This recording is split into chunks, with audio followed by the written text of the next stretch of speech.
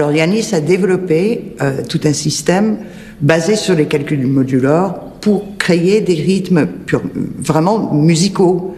Et d'ailleurs, Le Corbusier souhaitait appeler cette invention parce que il avait fait la démarche et je n'ai jamais pu aboutir à ma recherche pour savoir s'il a déposé ou pas un brevet pour ça, et il voulait l'appeler les pans de verre musicaux. Et c'est Xenakis qui a dit non, on risque d'être critiqué et tout, donc c'est là où ils se sont mis d'accord sur l'intitulé pans de verre ondulatoire. Η αρχαία τραγωδία είναι ένα άλλο σκέλος της αρχαίας σκέψης και ιδιαίτερα ο Αισίλιος, ο οποίος είναι αρχαϊκός κατά κάποιον τρόπο και έχει πολύ ωραία πράγματα μέσα. Και ο Σοφοκλής είναι κάπως διαφορετικός και ο Ευρυπίδης, ο οποίος είναι πολύ πιο κοντά μας και ο οποίος άρχισε να διαρωτάται τι είναι Θεός και γιατί στην Ελένη μέσα και επίσης και στις Βάκχες. Αλλά δίπλα, γι' αυτό έκανα τις μουσικές αυτές, όχι θέλοντας να μιμηθώ την αρχαία μουσική, η οποία είναι σχεδόν άγνωστη εντελώς, εκτός από το Αριστόξενο, τις κλίμακες, αλλά διότι ήθελα μέσω της μουσικής να προσχωρήσω, να μπω μέσα σε αυτό το πνεύμα το αρχαίο.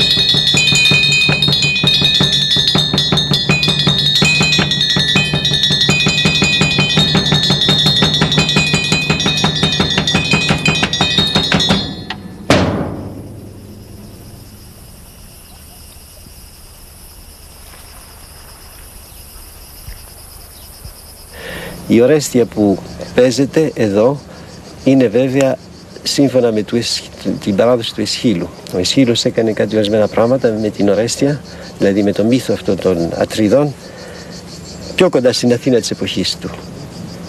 Αλλά πάντως είναι το κοίταγμα που είχαν εκείνη την εποχή γύρω στα γεγονότα αυτά που έγιναν αιώνες πριν. Από μουσική άποψη, η Περσέφασα, που είναι αρχαϊκό όνομα της Περσεφόνης. Ήταν θεά η οποία ελαττωγόταν στις Μικίνες. Καταχθόνια θεά, ήταν αγροτική θεά που αντιπροσώπευε την αναγέννηση της φύσεως κάθε χρόνο, αλλά ίσως και μια αναγέννηση και των ανθρωπίνων πολιτισμών. Λοιπόν, η Ελένη, επίσης του Ευρυπίδου, και αυτό είναι ένα άλλο κοίταγμα παρακατιανής εποχής της Αττικής. Και η Ψάπφα, και αυτό αρχαϊκό όνομα της Σαπφούς, η οποία θεωρούνταν δέκατη μούσα στην αρχαιότητα και εγώ τη θεωρώ μεγάλη μούσα ακόμα και σήμερα, και έγραψε στην αιωλική διάλεκτο που είναι και αυτή πολύ συγγενική με την γλώσσα την αχαϊκή των αρχαίων.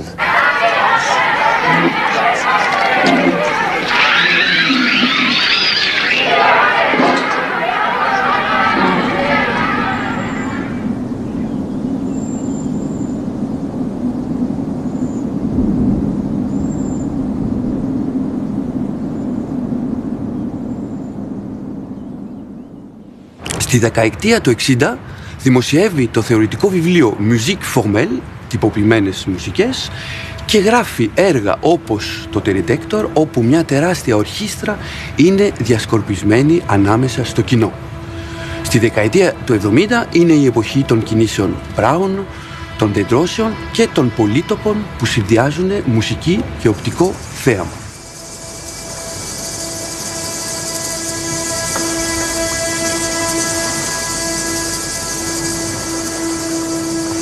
Et cette montagne-là, chaque soir, il y avait une cinquantaine de chèvres qui venaient nous regarder, puis on leur donnait un peu de pain parfois, faut dire les choses.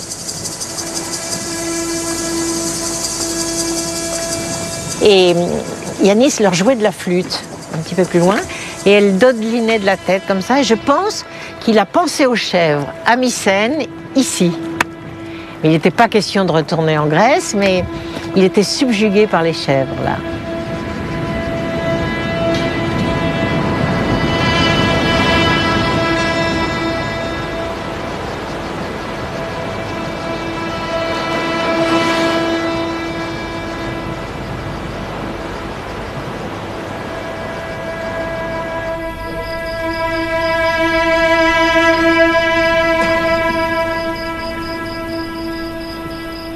Cette maison a été dessinée en l'été 95, je crois.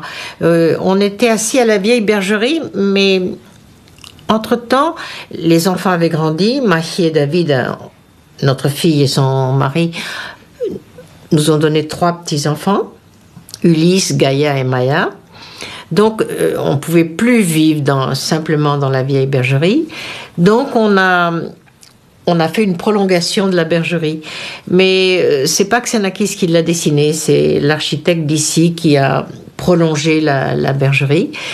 Et Xenakis s'était assis toujours à la vieille bergerie, parce que nous, on habitait la vieille bergerie, et c'était un soir, un coucher de soleil, et il regardait comme ça là, et il me dit, si je te dessine une maison, est-ce que tu la feras construire? Et j'ai dit, instantanément.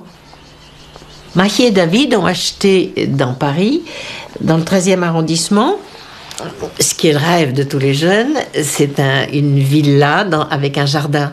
Il y avait un cerisier magnifique, il y avait 2 étages, c'est Paris ça, le 13e arrondissement avec des jardins et tout ça. Et donc la structure intérieure, l'étage, le grenier a été aménagé maintenant selon les plans de Yanis. Et donc il y a des grands pans de lumière. Mais ce qu'il a fait surtout, c'est qu'il a pris sur le jardin et qu'il leur a fait une grande pièce à vivre qui change toute la structure d'un pavillon, un petit pavillon français où les pièces sont pas très grandes. Donc en volant un peu du jardin, ils ont une très grande pièce et où il y a toujours ces pans ondulatoire où la lumière change comme ça par petites lamelles.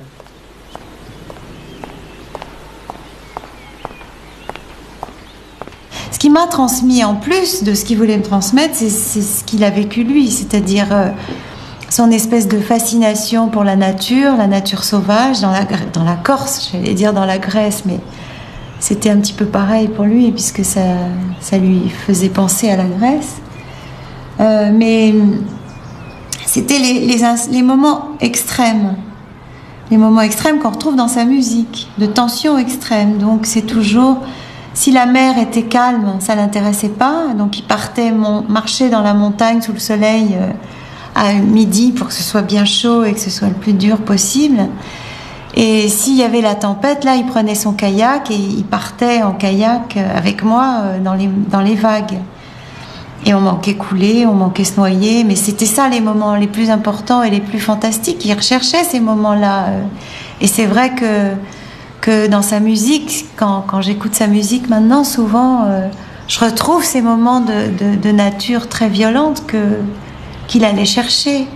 Et dont j'étais un petit peu témoin, parce que moi j'étais fascinée, j'avais peur mais j'avais pas peur, donc j'adorais ça. Puis c'était en fait les moments où j'étais vraiment avec lui. Donc en tant que petite fille, c'était ça que je recherchais. Mais dans les choses, ce qui m'a transmis, oui, c'était essentiellement ça, le travail et le travail. Mon père ne m'a pas parlé le grec quand j'étais petite fille. Et donc, après, plus tard, bien sûr, il m'a reproché de ne pas parler le grec, mais je ne l'ai pas appris par lui, ni toute seule, puisque ma mère est française et qu'elle ne me parlait pas non plus en grec, puisqu'elle ne le parle pas non plus. Mais la seule chose qu'il me disait le soir en me disant bonne nuit, c'était Kalinivita. Donc ça, je suis très fière, parce que c'est le mot que je connais, et ça s'arrête à ça, mais maintenant, je le dis très volontiers quand je rencontre des Grecs, et donc c'est Kalinivita.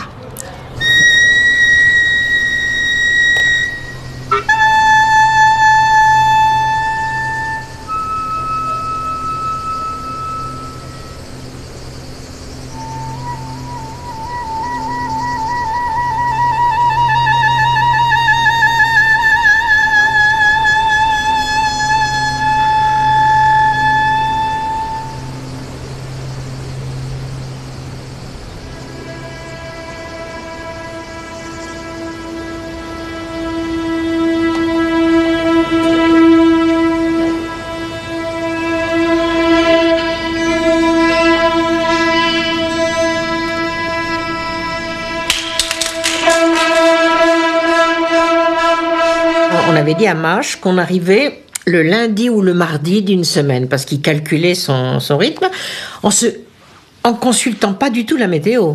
C'était le vouloir du maître. Donc les dieux n'avaient qu'à faire en sorte que ça puisse marcher. Il n'envisageait pas un instant, il avait dit qu'il arrivait lundi au plus tard mardi à Morgos, donc. Alors Mâche, le lundi soir, ne voit pas arriver. Il s'en fait pas, et le mardi, toujours pas de petit bateau sur la mer, petit kayak. 3e jour, pas de nouvelles de nous. Les portables n'existaient pas. Puis il n'était pas question, de toute façon il aurait pris l'eau. On baignait dans notre jus et dans l'eau de la mer en permanence. Hein. Je crois qu'il s'est passé 4 jours. Et Mâche a pris peur. Alors il a été voir le chef du port et il lui a dit « J'attends un ami ». Il était très très marrant ce monsieur, il était très péremptoire comme ça. J'attends un ami, Xenakis, il devait venir lundi, on est jeudi, je me fais un peu de soucis. Ah oui, dit l'autre, c'est un voilier. Non, c'est un petit bateau. Oui, mais combien de moteurs? Ah non, il n'y a pas de moteur. Ah, c'est un bateau qu'à voile? Non, il n'y a pas de voile. Alors comment? Avec des rames. Metakupia, Metakupia.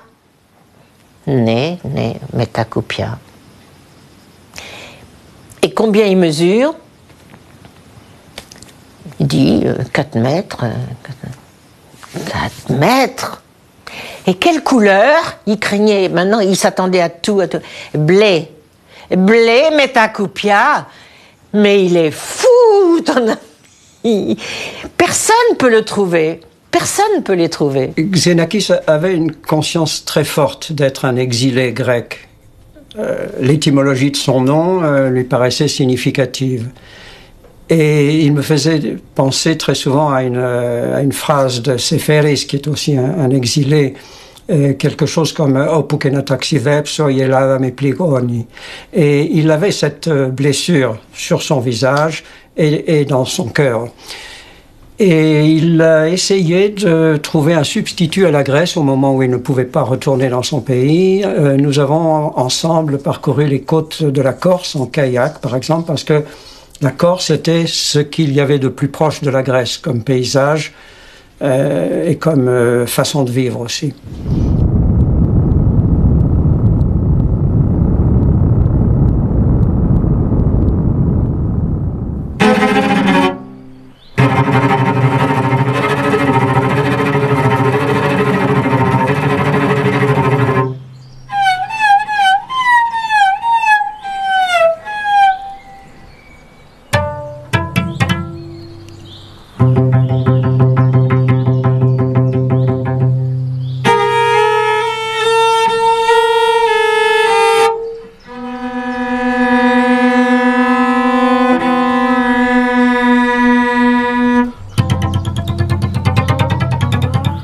Je me souviens d'un concert à Delphes, sur le stade de Delphes. C'est-à-dire que moi, j'étais avec mon clavecin, mon vieux clavecin, dans ce stade de Delphes qui est encore plus vieux que moi et mon clavecin. Et il faisait un temps épouvantable parce que on était installé avec Silvio Gualda